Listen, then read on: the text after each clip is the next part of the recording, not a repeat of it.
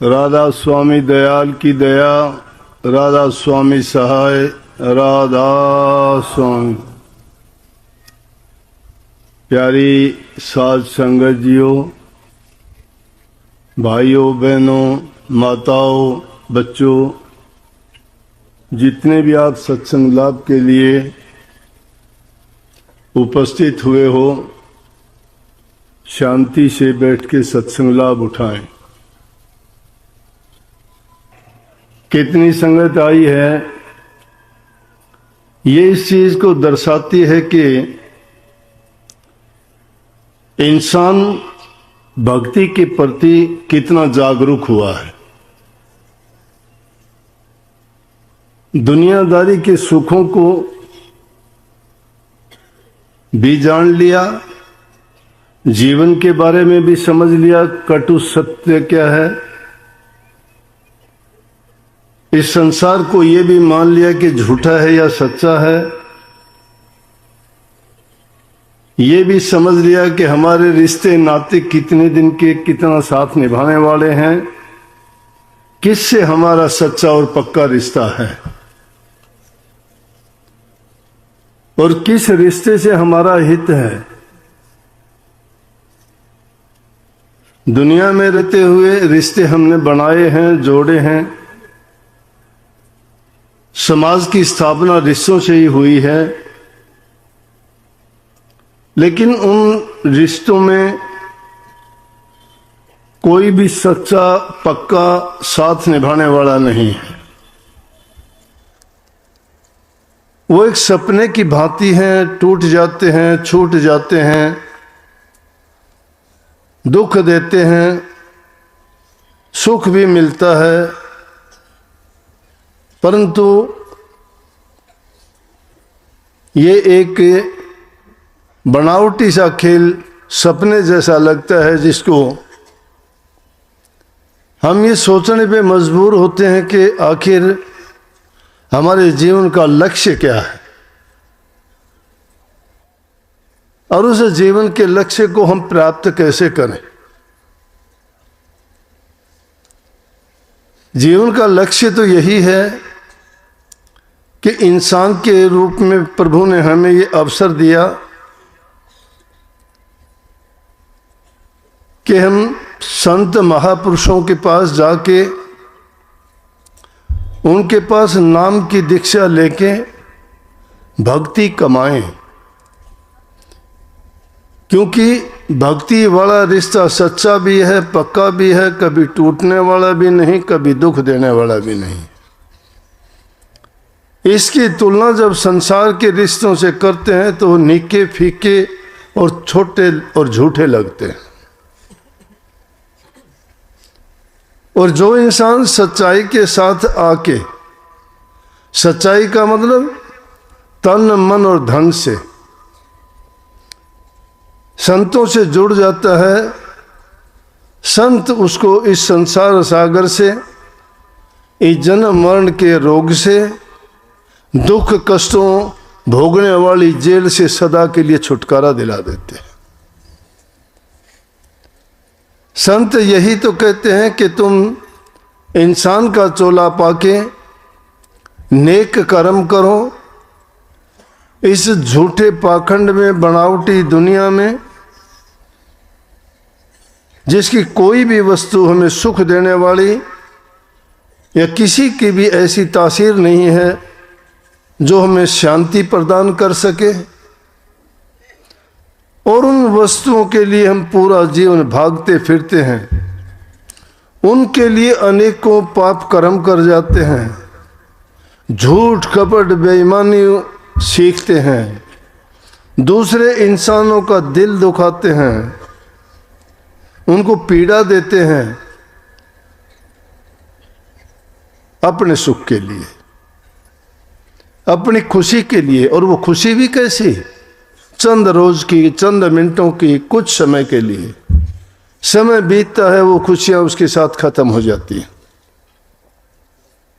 अपने ही किए हुई चीजों को, जिनके लिए जीवन बर्बाद किया था, अंत काल में देख देख के पछताता है। कि मेरा जीवन ये करने के लिए नहीं था, मैंने कौड़ियों के भाव जीवन को बर्बाद किया है। और जीवन बहुमूल्य बहुत है। संतों ने कहा है एक एक पल भी लाख लाख हीरे मोल के बराबर है। उस सांस को खाली ना जाने दो। प्रभु के नाम का गुणगान करो, उसका सुमन करो, अभ्यास करो, क्योंकि नाम की तासीर सदा सुख देने वाली, शांति देने वाली, निर्लेप निष्कपट है। वो हमारे हृदय को शुद्ध और पवित्र बनाती है। शुद्ध और हृदय पवित्र ही हमारे मालिक को, प्रभु को पसंद है। उस शुद्धता और पवित्रता के लिए संत नाम देते हैं, नाम की बख्शीश करते हैं। उसको संतों ने हरि रस नाम, रस का नाम दिया है। कबीर साहब ने बहुत कुछ लिखा है। हरि रस ऐसा रे जिसके पिए से अमर हो जाए, अमर हो जाए। अमर हो जाने का मतलब जन्म मरण से छूट जाना, कभी मरना नहीं। आप कहोगे लेकिन मरते चले गए। बड़े बड़े संत जो नाम के देने वाले थे वो भी मरते गए, लेकिन वो मरे नहीं, वो अमर हो गए। अमर होने का मतलब उनका बीज का नाश कर दिया, दोबारा पैदा नहीं होंगे वो। दुख किस चीज का है? बार बार जन्म लेते हैं, मरते हैं, कर्म करते हैं, गंदे मंदे जैसे भी कर्म होते हैं। अच्छे किए तो अच्छा जन्म मिला, बुरे करे तो बुरा जन्म मिला। लेकिन प्रभु की भक्ति करी तो जन्म मरण का सिलसिला ही खत्म जब हो गया, तो अमर होना है कि ना जन्म लेंगे ना मरेंगे।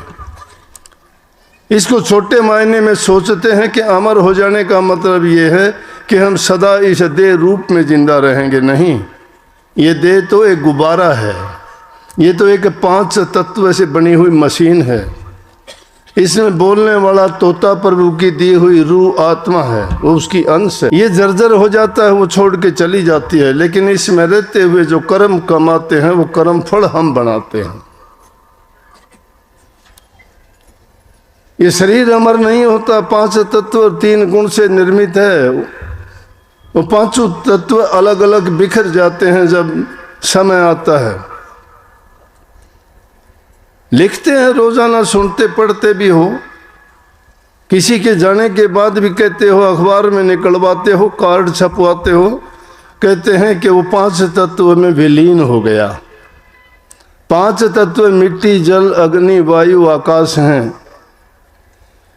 और उनके सब के मेल से हमारा शरीर बना है। वो सारे के सारे जब इसमें से वो रूह निकल जाती है तो ये तत्व अपने आप में हवा हवा में मिल जाती है, मिट्टी मिट्टी में मिल जाती है, और वो सब के सब जाके आकाश में समा जाते हैं। परंतु रूह ने जो कर्म कर लिया, उसे कर्म के करने के कारण वो उस कर्म को भोगने के लिए दुनिया में मुसाफिर बन बन के आती है। मुसाफिर क्यों कहा गया? कि मुसाफिर कभी ठहरता नहीं है, कुछ दिन के लिए आता है, जाता है, चला जाता है। एक शायर ने लिखा है, जिंदगी ये आदमी मानंद मुर्ग खुशनुमा, बैठा किसी डाल पर चहचहाया और उड़ गया। यही जीवन की कथा है इंसान की। ये एक उस पक्षी की भांति है, मानंद मुर्गमुस एक पक्षी की भांति है। ये किसी पेड़ की डाल पर कुछ समय के लिए बैठता है, चहचहाता है। दुनिया में हम वही तो करते हैं, क्या नई बात है? ऐसा ही करते हैं और फिर छोड़ के चले जाते हैं, उड़ जाते हैं। ये कहानी है हमारी, लेकिन फिर भी समझते नहीं हैं। दुनिया में रहते हुए मेरा मेरी आपा धापी माया के खेल में, काल की जेड़ में ऐसे उलझे हैं कि हमारी बुद्धि को हर लिया भूल जाते हैं। बड़ी ठगनी है माया, लूट लेती है सबको। बड़े बड़ों को ठगा इसने, राजे महाराजाओं को, फकीरों को, तपधारियों को। भटक जाते हैं करने वाले भी। हमारी औकात ही क्या है? संतों की बात समझने में बड़ा समय लगता है। वो हमारे जैसे ही नजर आते हैं। सरगुण रूप में जब हाजिर होता है कोई तो उसको समझना बड़ा कठिन होता है। निर्गुण की तो पूजा रोजाना करते हो आप, देवी देवताओं को सबको मानते हैं जिनको कभी आंखों नहीं देखा, प्रतिमा बना बना के पूजते हो उनको, वो निर्गुण है। बोलते भी नहीं वो, चलते फिरते भी नहीं वो, कुछ कहते बताते भी नहीं वो, तुम्हारी आस्था के प्रतीक है, तुम्हारी आस्था है। सरगुण रूप में जो प्रगट रूप में आपको सब कुछ बताता है उस पर यकीन करना बड़ा मुश्किल है, क्योंकि वो सब काम आपकी तरह करता है, खाता है, पीता है, चलता है, बोलता है, हंसता है, दुख कष्ट खुशी सब महसूस करता है। ये सरगुण रूप है। संत सरगुण रूप में ही तो प्रकट होके हमें समझा सकते हैं। निर्गुण रूप वाले ने किसने कथा कही है आज तक, बताओ? कोई आके कहता है कि बरसों तक रोते रहो, तुम्हें ये पूछने वाला नहीं कि क्यों रो रहा है तुम। कितनी पूजा पाठ करो, कितने हवन करो, कौन पूछने वाला कभी आके कहा है क्या? अपनी मन्नत अपने मन से मांग के पूरी करते हो, अच्छी बात है, मैं ये नहीं कहता। आस्था है हमारी, हमारे रीति रिवाज परंपराएं हैं, वो भी कुछ हद तक हमें फल देती हैं, हमारी श्रद्धा को विश्वास को दृढ़ करते हैं। लेकिन जो फल हमें जिंदा मूर्त से मिलता है वो बीते समय के महापुरुषों से नहीं मिलता। तो ये उस रूप में माया ठग लेती है। छोटी मोटी बातों का उस तो कहना ही क्या है। एक बहुत बड़ा सेठ था, रोजाना जब जाता बाजार में से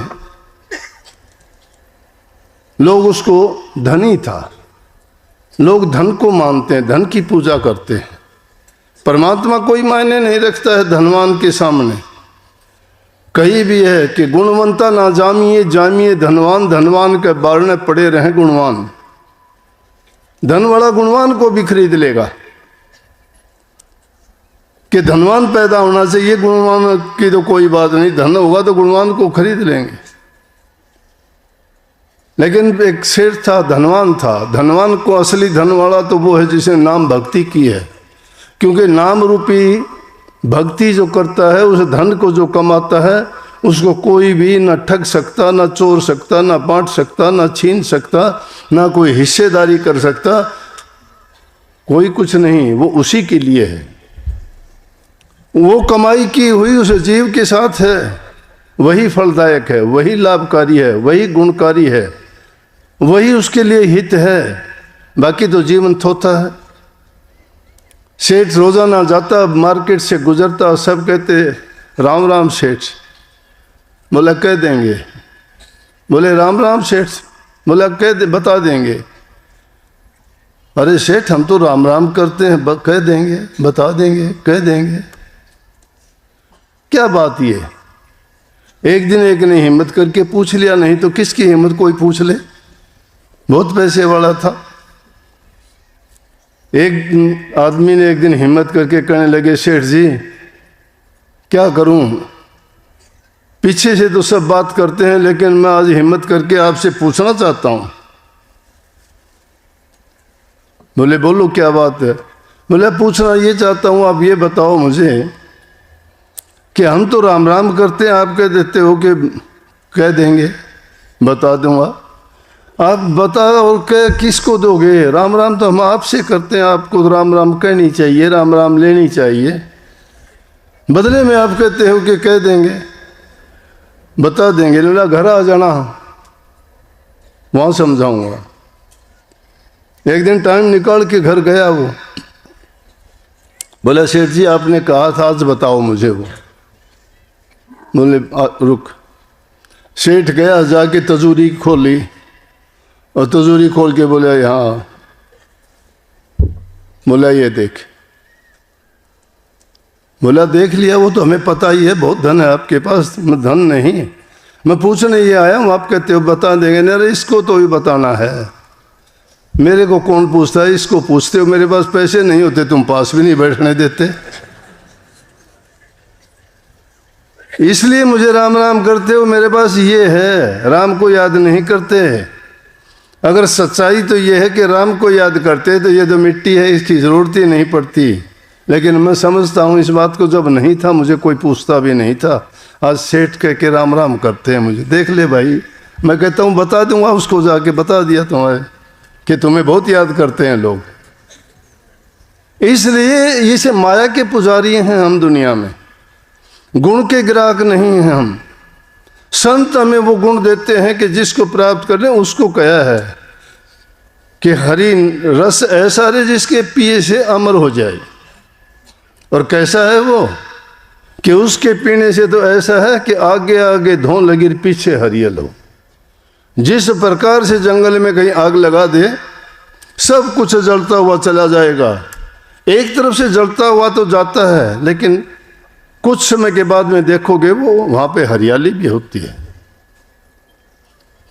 इसलिए उन दुर्गुणों को हमें नाम रूपी अग्नि में स्वाह कर देना चाहिए।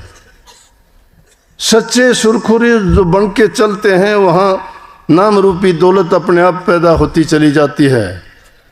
जिसके हृदय से पाप कपट निकलते चले जाते हैं उसमें सद्गुण आ जाते हैं, सच्चाई आ जाती है, प्यार आ जाता है, संतोष आ जाता है। लेकिन कहने में आसान लगता है, करने में बड़ा कठिन है। कठिन किस लिए है कि दो घोड़ों की असवारी है हमारे लिए। ये तो संतों की कृपा है हम पर, संतों ने ये रास्ता खोल दिया। नहीं तो ऋषि मुनि जो हुए उन्होंने गृहस्थियों के लिए नहीं, अपने लिए तो बहुत कुछ किया, तप किया, साधना की, त्याग किया, बड़ी कमाई की उन्होंने खुद के उद्धार का तो कर लिया, लेकिन दूसरों के लिए रास्ता नहीं खोल पाए। उनके संग में जो गया उनको रास्ता बता दिया, दिखा दिया, कितनों को, बहुत कम लोगों को। लेकिन कलयुग में कहीं ना, कलयुग में स्वामी दया विचारी प्रगट करके शब्द पुकारी। इस कलयुग में संतों ने दया करके शब्द को प्रकट करके भक्ति का सीधा सरल और सस्ता रास्ता बता दिया। दो घोड़े क्या है कि एक और समाज है, दूसरी ओर भक्ति का रास्ता है। एक और निवृत्ति का रास्ता, एक और प्रवृत्ति का रास्ता है। अब दोनों पे चलना बड़ा कठिन हो जाता है। कुल परिवार में रहते हो, बड़ी यातनाएं। सही संतों ने इस रास्ते पे चलने वालों में जो भक्ति के रास्ते पे आए, कितने कष्ट उनको झेलने पड़े। कहने लगे कि ये दोनों काम कैसे हो सकते हैं। ये ऊंचे कुल में पैदा होके घर घर कैसे भीख मांगते फिरते हैं। मीराबाई को ही ले लीजिए, उनके बारे में क्या कहा लोगों ने कि राजघराने की बहू होके, क्षत्रियों के घर में पैदा होके इसको ऐसा नहीं करना चाहिए। लेकिन जो भक्ति के भाव से भर गई, जिसने उस नाम को पहचान लिया, जो अपने जीवन को सार्थक बनाना चाहती थी, जिसका सार्थक, उसका अर्थ और उसके गुण को समझ के उसको परले पार लगाना चाहती थी, जिस मकसद के लिए जीवन मिला था उसमें खरा उतरना चाहती थी, वो परवाह नहीं करते।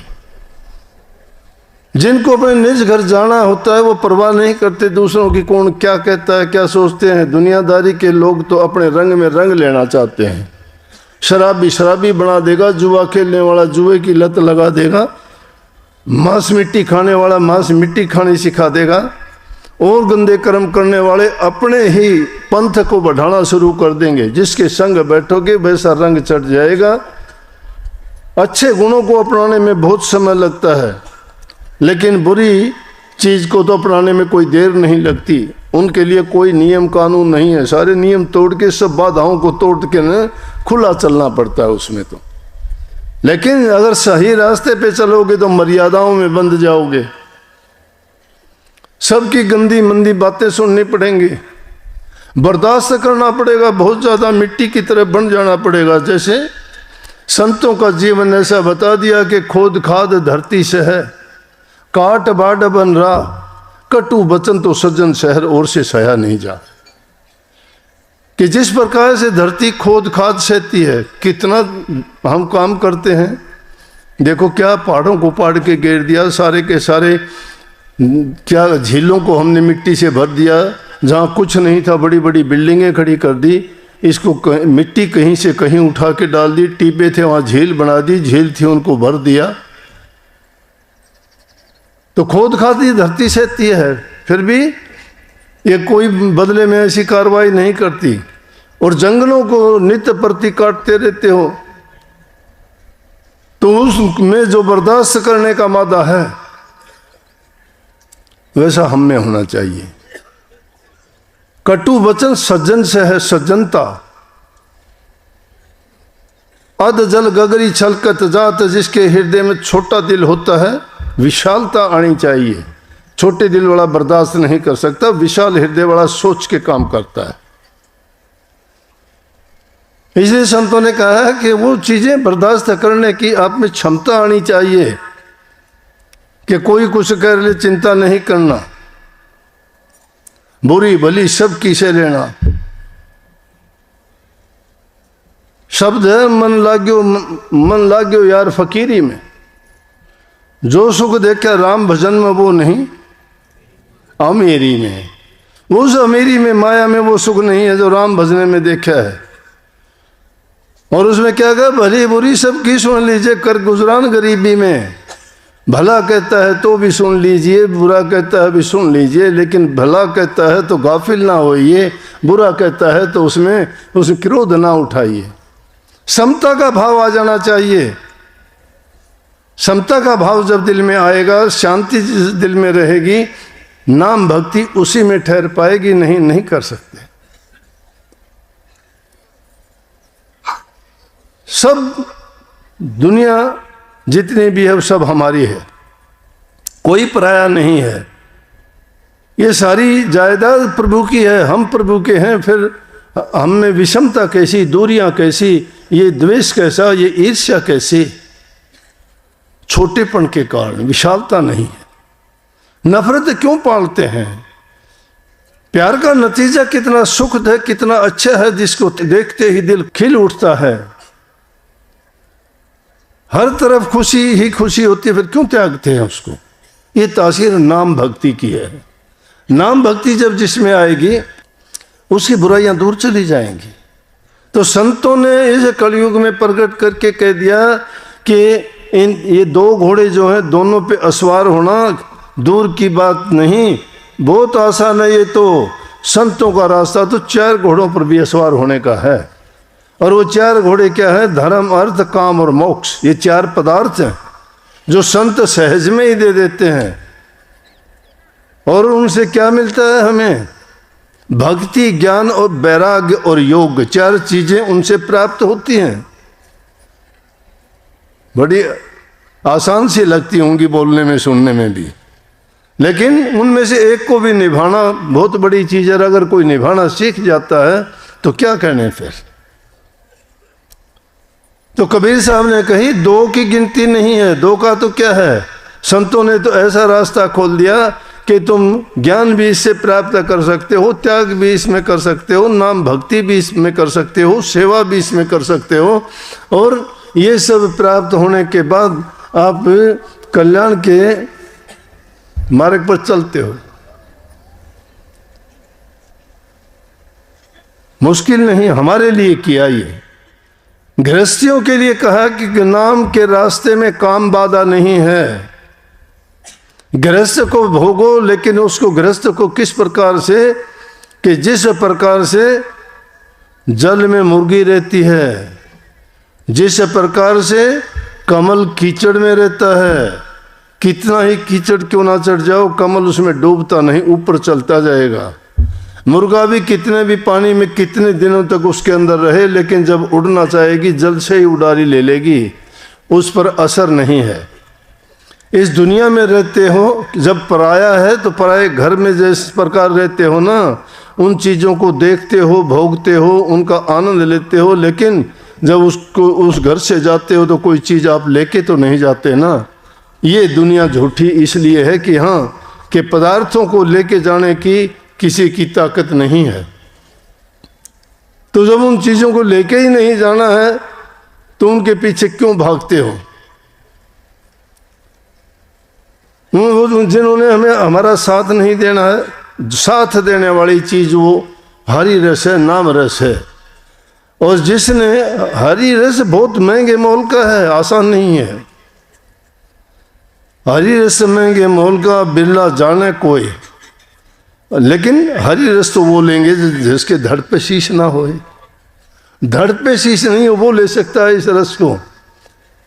कोशिश तो बहुत करते हैं, ये तो ऊंचा तरवर गगन फल बिरला पंछी खाए, उस फल को तो वो चखेंगे जो जीवित ही मर जाए।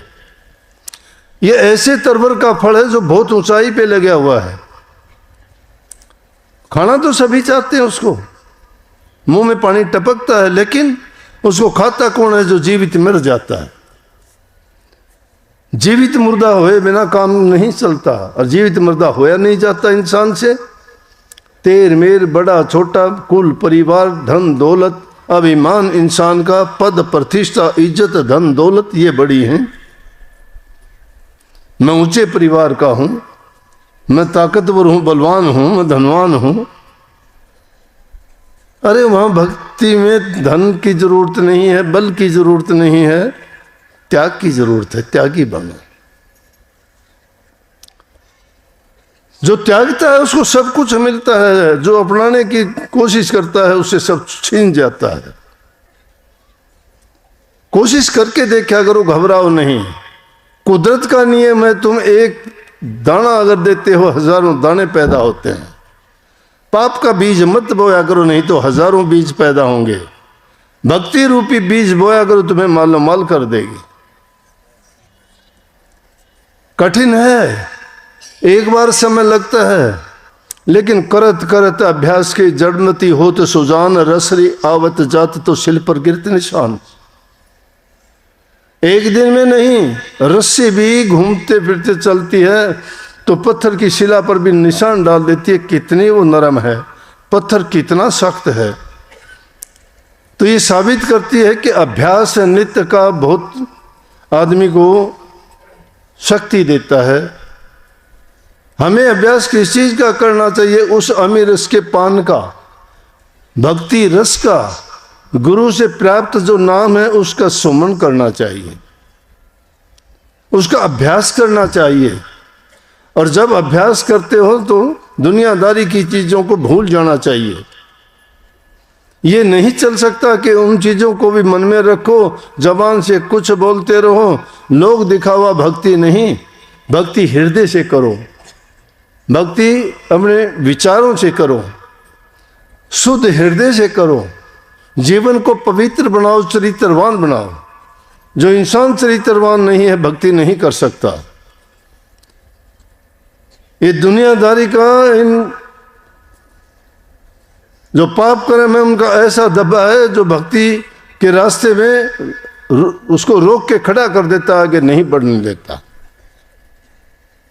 कहीं नहीं है, शब्द गाते हैं कि मेरे बुरे कर्म ही मुझको रोक लेते हैं, जब मैं जाऊं दर्शन करना तो मुझे जाने नहीं देते हैं। दर्शन करने किसके? सतगुरु के दर्शन करने के लिए जाते हैं। क्यों करते हो दर्शन? दर्शन इसलिए करते हैं कि दर्शन करने से साहिब याद आएगा, दर्शन करने से हमें उनके गुण याद आएंगे, दर्शन करने से उन द्वारा दिया उपदेश याद आएगा। जिन्होंने नाम की कमाई की है, उनके नयन से, उनके माथे से, उनके वचन से वो हरि रस टपकता है।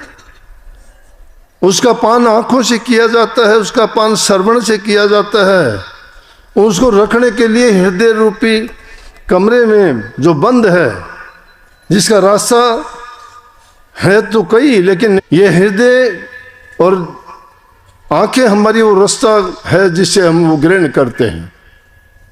इसीलिए कई कि संत का देखो नैन और माथा, सत का नूर झलके दिन राता। उनके नूर और माथे को देखिए, उनके पास क्या है, क्या हुनर है? वो नाम रूपी हुनर है, वो आपको भी दिया है। उसमें कोई उन्होंने छेड़छाड़ नहीं की, कोई कमी नहीं रखी है, यूं का यूं दिया है। जो उनके पास था वो यूं का यूं दिया है। संत बचा के नहीं रखते।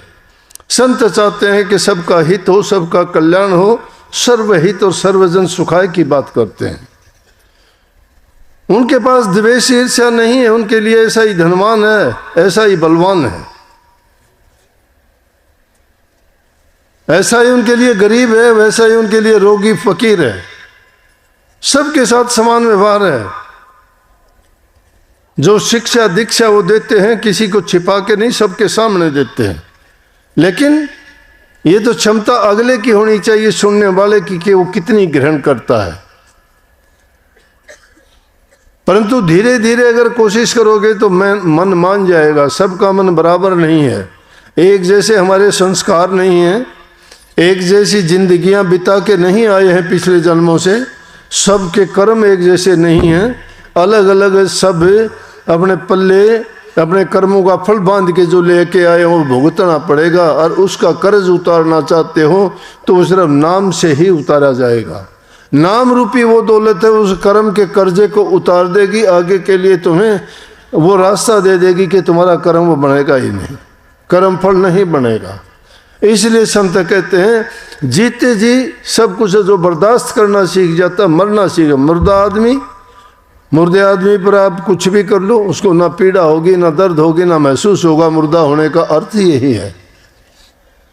और जीवित मुर्दा होने का यह है कि जो जिंदा तो है, सांस आते हैं, प्राण हैं, शरीर है, महसूस होता है उसको कि तेरे साथ कुछ होता है, लेकिन बर्दाश्त करना, वो बर्दाश्त करना सीख जाता है तो वो उस ऊंचे तरवर पे जो फल है उसको खा लेगा।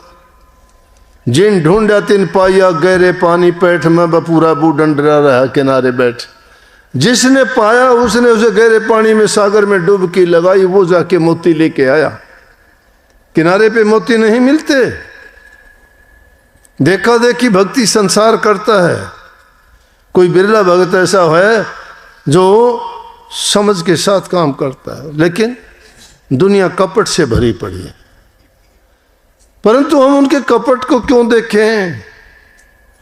हम कपट को टटोलते हैं, दूसरे की बुराई को ढूंढते हैं तो हम बुरे हैं, अच्छे नहीं हैं। छोड़िए, उनकी तरफ तो ध्यान ही नहीं करना चाहिए, गौर नहीं करना चाहिए। अगर किसी चीज को देखो भी के तो भी तुम्हारे दिमाग में उसकी पिक्चर बन जाती है, उसके अवगुण आ जाते हैं देखने से, सुनने से। इसलिए संतों ने कहा कि सत्संग करो, संग अच्छे इंसानों का करो, सतगुरु के वचन को सुनो। एकांत में जब होते हो तो ध्यान में रहो। एकांत में जो रहता है, चाहे वो अभ्यास ना करो, लेकिन फिर भी उसका चिंतन गुरु की बातों पर, गुरु के दिए वचनों पर होना चाहिए। उनके वचनों को बार बार याद करते रहोगे, वो अभ्यास बनेगा तुम्हारा।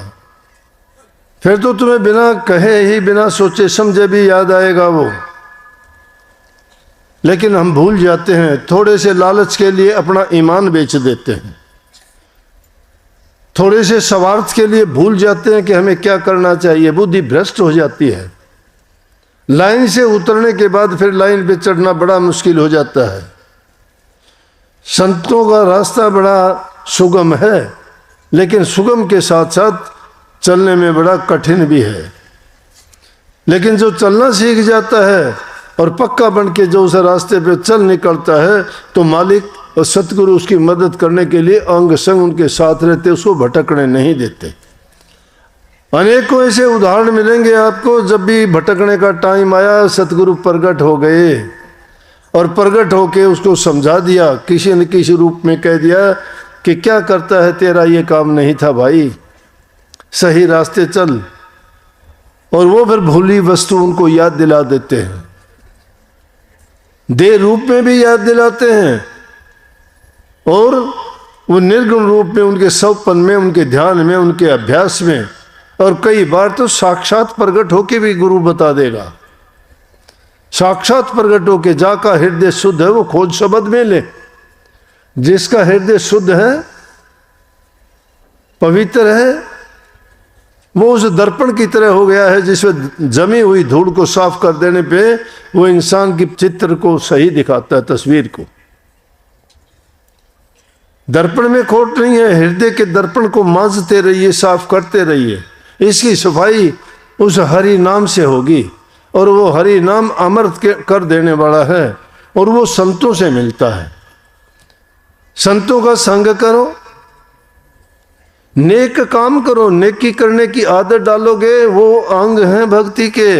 ये ना सोचना कि 2 मिनट तुम नाम को जप के कभी सोचते हो कि हमारा कल्याण उद्धार या हमारी मुक्ति हो गई या ये दुनिया छूट गई। नहीं छूटती ऐसे। इस जीवन के कई पहलू ऐसे हैं, जो ज़रूरतें ऐसी हैं जिनको हमें निभाना और मानना पड़ता है, और उनकी शुरुआत इंसान के खुद के व्यक्तिगत जीवन से शुरू होती है। तन से सेवा करो, मन से नाम का सुमरण करो, और हाथों से या मन से जो भी धन से तुम्हारे पास है दूसरे की सेवा स्वरूप और सहायता करो। तुलसी साहब कहते तुलसी संसार में 3 वस्तु सार, मीठा बोलन निवाचन करना परोपकार। 3 चीज सार वस्तु है। मीठा बोलना, कितना मीठा बोलना, अपना बना लेते हो मीठा बोलने से। अच्छे मीठे शब्द बोलो, किसी का तिरस्कार ना करो, किसी को बुरा मत बोलो, तुम्हें क्या मिलेगा बुरा बोल के। किसी को पीड़ा और दुख देने से तुम्हें खुशी नहीं मिलती। अगर ऐसा कोई करता है वो राक्षस योनि का है। राक्षस लोग ऐसा करते, इंसान ऐसा नहीं करता। हम गुरु के घर के हैं, हमने गुरु से दीक्षा ली है, गुरुमुख कहलाते हैं हम। मनमुखता के रास्ते पे न चले। गुरुमुख गुरु की आज्ञा में चलता है, मनमुख मन के कहे में चलता है। मन इंसान को डबो देता है और गुरु का ज्ञान उसको उभार देता है, तैयार देता है। गुरु के वचन कल्याणकारी हैं और मनमुखता के काम उसको नरकों में ले जाने वाले हैं। मन कहता है चोरी करो, कर लेता है। मन कहता है डाका डालो, डालता है। मन कहता है शराब पियो, मांस मछली खाओ, निंदा करो, बुराई करो। दया धर्म का रास्ता छोड़ जाता है। दया धर्म का मूल है, पाप मूल अभिमान। तुलसी दया ना छोड़िए, जब लग घट में प्राण। जब लग घट में प्राण है तब तक आदमी को दया धर्म का मूल है। दया नहीं छोड़नी चाहिए। सब जीवों पर दया करो, दुखी जीव की सहायता करो। तन से कर सकते हो। अरे घरों में बूढ़े माँ बाप की सेवा नहीं करते, आप सास ससुर की सेवा नहीं करते, उनको जबान से गंदा मंदा बोल के पीड़ा दुख देते हो, समय पर उनको खाना पीना नहीं देते, बीमारी के टाइम दवा नहीं देते, और कभी भी उनको प्यार से नहीं बोलते, बेचारे देखते रहते हैं जिन्होंने पूरा जीवन आपके लिए लगा दिया। आपके सुख देने के लिए उन्होंने मकान बढ़ा के दिया, घर के सारे सामान जोड़ के दिए, आपकी जोड़ियां मिलाई, आपके बच्चों का लालन पालन किया, हमेशा आपके हित की सोचते रहे, और उनके साथ आप अच्छा व्यवहार और बर्ताव नहीं करते तुम, तो आपको कौन इंसान कह देगा। सत्संगी बनना तो बहुत दूर की बात है। जो सच्चे मन से अपने सास ससुर की, बूढ़े माँ बाप के नहीं, कोई भी अगर मिल जाए दुखी गरीब भूखा, उसकी सहायता करो। जिस इंसान को तुमने सुख पहुंचाया है, किसी तरह भी मीठा बोल के, शरीर से सेवा करके या आर्थिक रूप से कोई मदद की है, तो उसके दिल से दुआ निकलती है आपके लिए कि बेटा परमात्मा तेरा भला करे। खुद नहीं कहता परमात्मा तेरा भला करे, उस बड़े से बड़े पे तुम्हारा भला करवाना चाहता है, खुद नहीं कहता। देखो, जो दुआ तुम नहीं कर सकते वो तुम्हारे लिए उसके बदले में वो दुआ करता है। जिसको कभी भूले से भी याद नहीं करते, कहता परमात्मा तुम्हारा भला करता। इसलिए उनको कभी ना बिसारो, पहला नियम है। कोई भी मिल जाए तुम्हें भाग सराहना चाहिए कि प्रभु तुम्हारी परीक्षा लेता है, तुम्हें जांचना चाहता है कि जिस रास्ते पे चले हैं ये उस पर कितने सच्चे हैं। और जब उन बाधाओं को पार करते हुए जाते हो तो कहते हैं ताऊंगा तपाऊंगा नखते तार उखाल, मेरा भगत डिगे नहीं तो पल में कर दूं निहाल। वो परीक्षा लेता है मालिक, ताना तपाना है, उसको कष्ट भी देगा दुख भी देगा। अरे लोहार किसी चीज को, लोहे के टुकड़े से कोई चीज बनाना चाहते हैं, आरण में देके लाल करता है, फिर उसको कुटवाता है, थोड़ों से खुद कूटता है, काटता है, पीटता है, ऐसी चीज बना देता है। बहुत काम आती है, सुंदर लगती है, कीमत पाती है। सुनार सोने को भट्टी में लाल बना देता है और उसमें उस कूट पीट के काट पीट के कहीं अंगूठी, कहीं चैन, कहीं हार, कहीं श्रृंगार, क्या क्या बनाता है। वही सोना कितना भाग्यशाली बनता है, राजे महाराजाओं, रानियों महारानियों और सेठ साहूकार बादशाहों के गले में, हाथों में और उंगलियों में पहना जाता है। लेकिन वो अगर चिल्लाना शुरू कर देता है कि मुझे क्यों पीटता है, ये जंगल की लकड़ी बेचारी आडी टेढ़ी जिसकी कोई गिनती नहीं थी, कोई पूछता नहीं था, उस लकड़ी को काट के लेके आया, बढ़ई बढ़ई ने सुखा के इससे कितने अच्छे अच्छे कुर्सियां बनाई, मेज बनाई। कौन कौन बैठते हैं उन कुर्सियों, मेज टेबल बनाते हैं, घरों में खिड़कियां हैं। यहां तक कि इंसान मरता है तो भी कल्याण करने में वो लकड़ी काम आती है, पैदा होने से लेकर मृत्यु तक वो लकड़ी काम देती है। लेकिन ये लकड़ी अगर बढ़ई काटता तब ये शिकायत करती, क्यों काटता है मुझे? तुम अपने कपड़ों को रोजाना धोते हो, कपड़े अगर शिकायत करें कि क्यों पीटता है मुझे, क्यों साबुन लगाता है, क्यों थापी मारता है, क्यों हाथ मारता है, लेकिन उसको नहीं पता कि तुम्हारा संवारता है। इसी प्रकार से गुरु भी शिष्य को संवारता है, ताता है, तपाता है, उसको देखता है खूब। लेकिन फिर भी अगर चेला बिगड़ जाता है, दुख होता है गुरु को। उसकी वो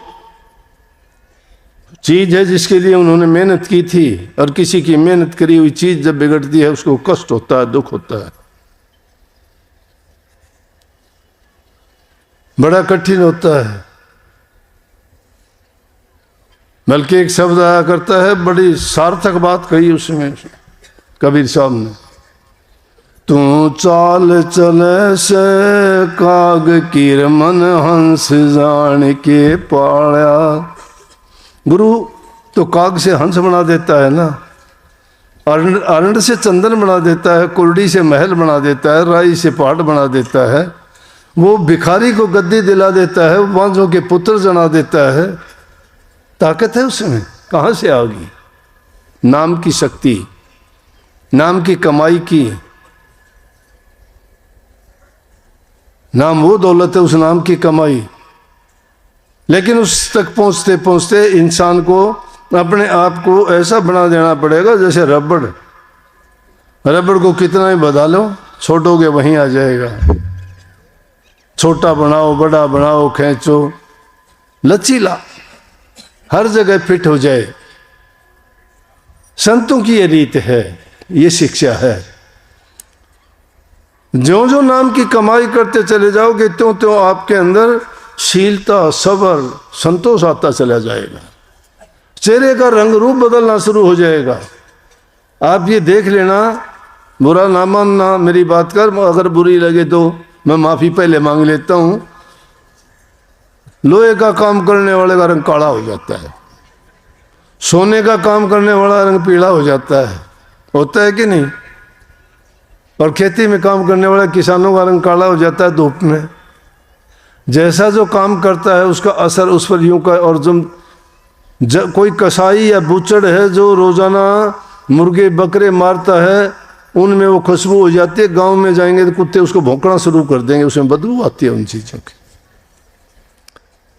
कसाई का चेहरा अलग से होगा, देखोगे नफरत सी आएगी।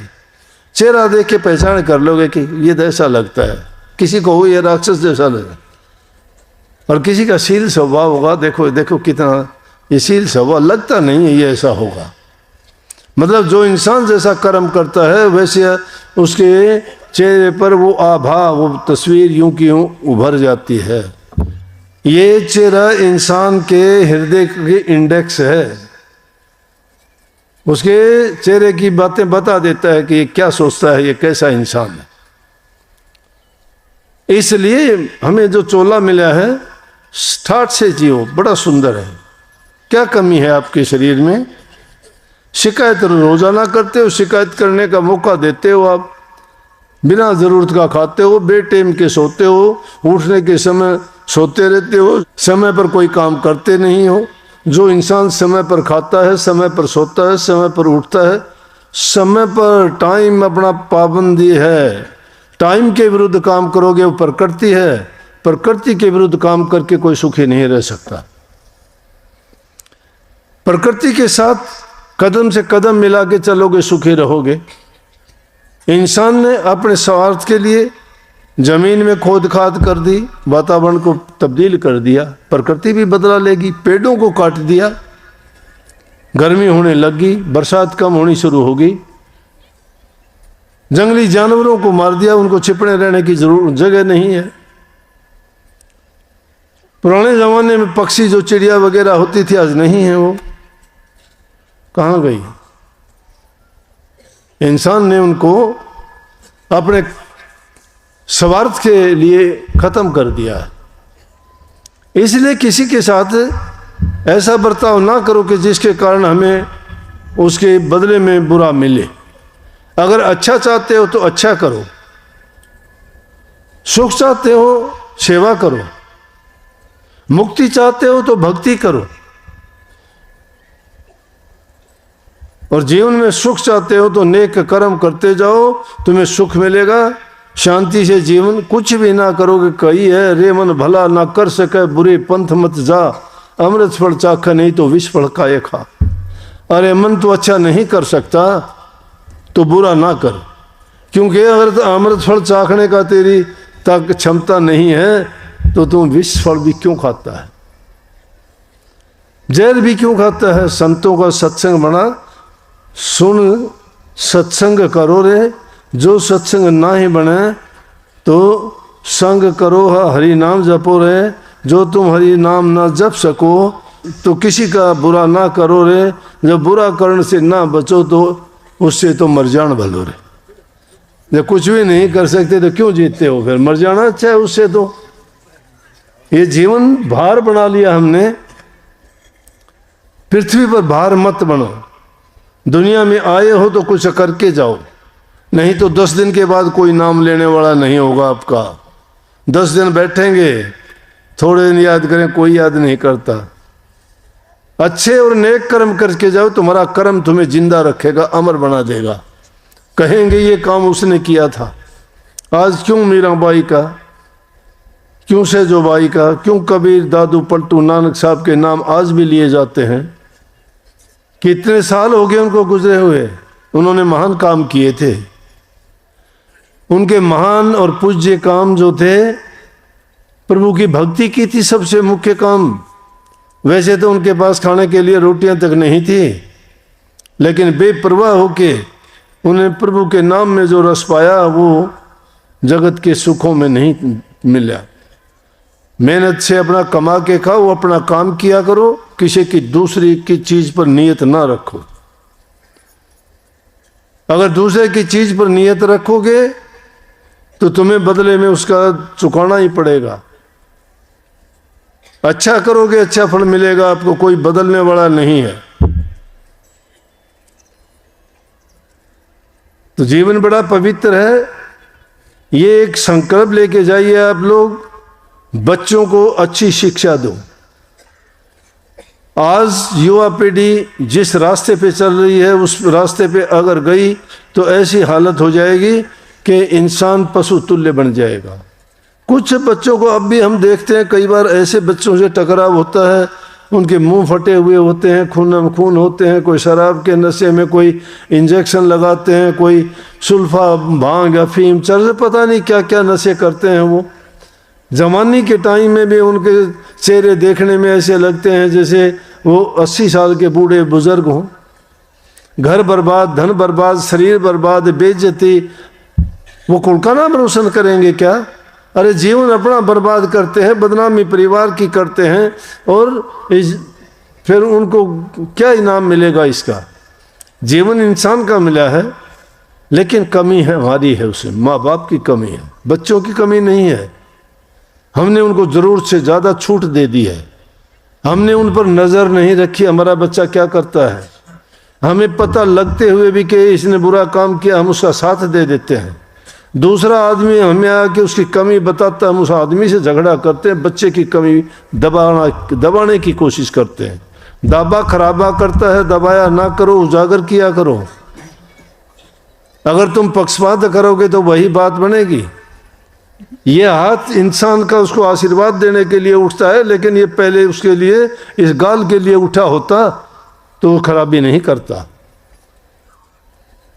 एक छोटा बच्चा जाता है किसी की चीज उठा के लेके आता है और तुम्हें बताता है, तुम कहते हो रख दे इसको, पता लग गया तुमने चोरी करके लाया, उसने सच बताई है, लेकिन तुमने उसको ये नहीं कहा कि गलत बात है, ऐसा नहीं करना चाहिए, उसको वापस दे के आओ।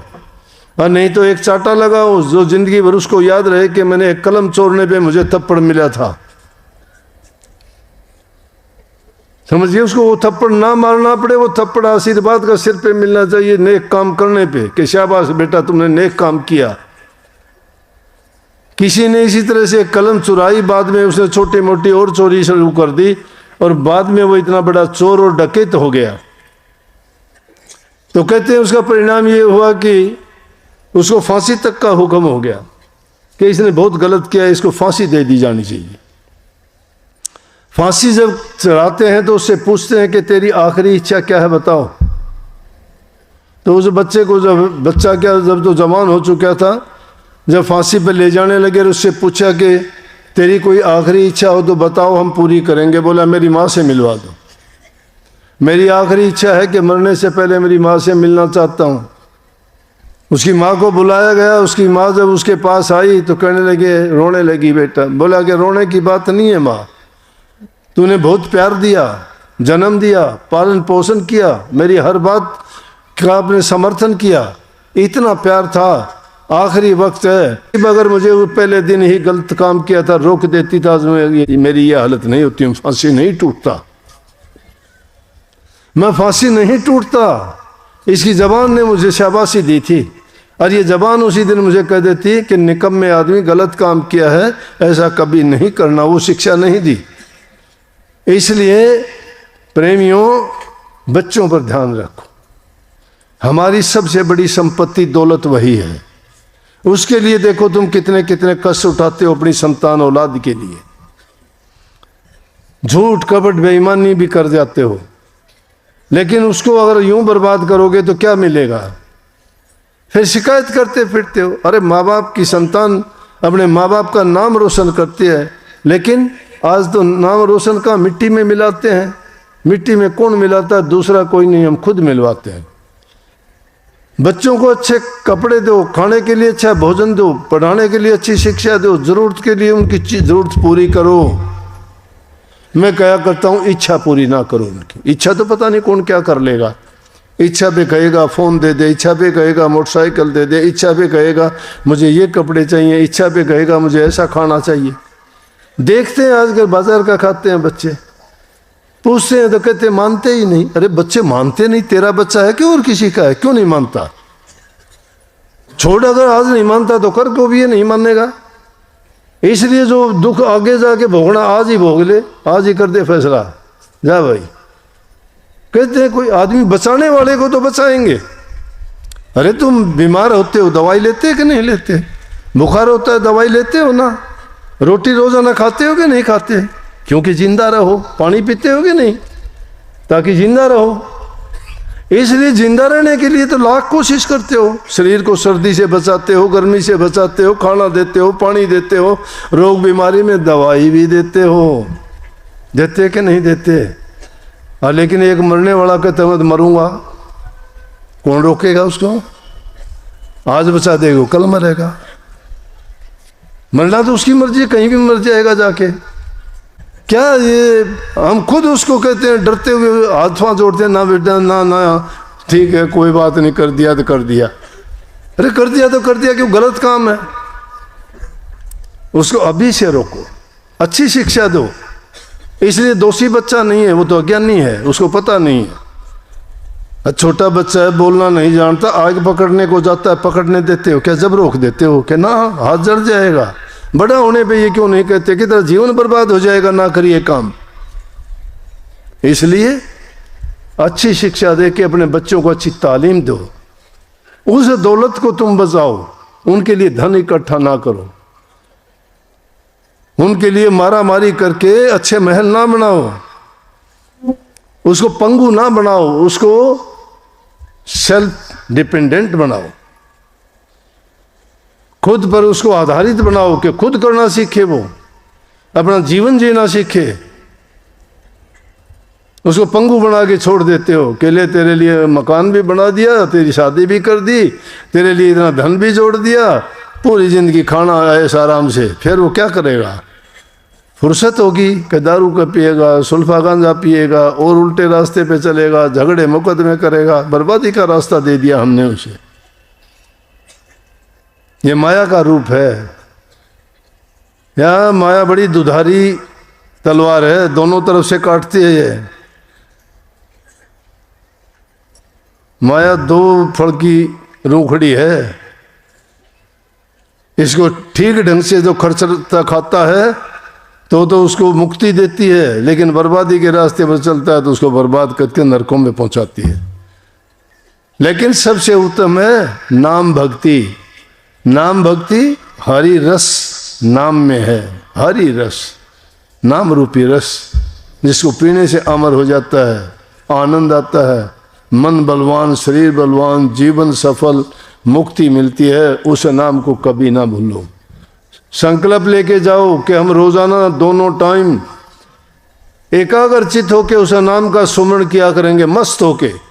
चाहे कितनी दुख पीड़ा दर्द हो, कितनी परेशानियां हो, भूल जाया करो। जब वो 15 मिनट का अभ्यास करके उठोगे तुम्हारी पीड़ा गायब मिलेगी तुम्हें। वो दुख दर्द तुम्हारा भाग जाएगा, तुम्हें पता भी नहीं लगेगा कहाँ गया, क्या हुआ। ये शिकायत करते हो रोजाना, जी मेरे हाथ में दर्द है, मेरे कंधे में दर्द है, मेरे से चला नहीं जाता, मेरे सर्वाइकल हो गया, मेरे से मुड़ा नहीं जाता। क्यों? करके देखो। समय पर सोया करो, समय पर खाया करो, समय पर प्रभु की भक्ति किया करो। 100 काम छोड़ के नहाया करो, 1000 काम छोड़ के खाया करो, 1,00,000 काम छोड़ के प्रभु की भक्ति किया करो। सबको बहुत बहुत आशीर्वाद। मालिक आपको शक्ति दे। नेक काम करो, जीवन में प्रभु भक्ति किया करो, नाम भक्ति जम के करो, बुराइयों को छोड़ के सच्चाई के रास्ते पर चलो। मालिक आपका साथ देगा, हमारा भी आशीर्वाद साथ रहेगा। गुरु महाराज से दुआ करूंगा कि आप सबको शक्ति दें। जैसे मुझे शक्ति बख्शी, आपको भी ऐसे ही शक्ति मिले।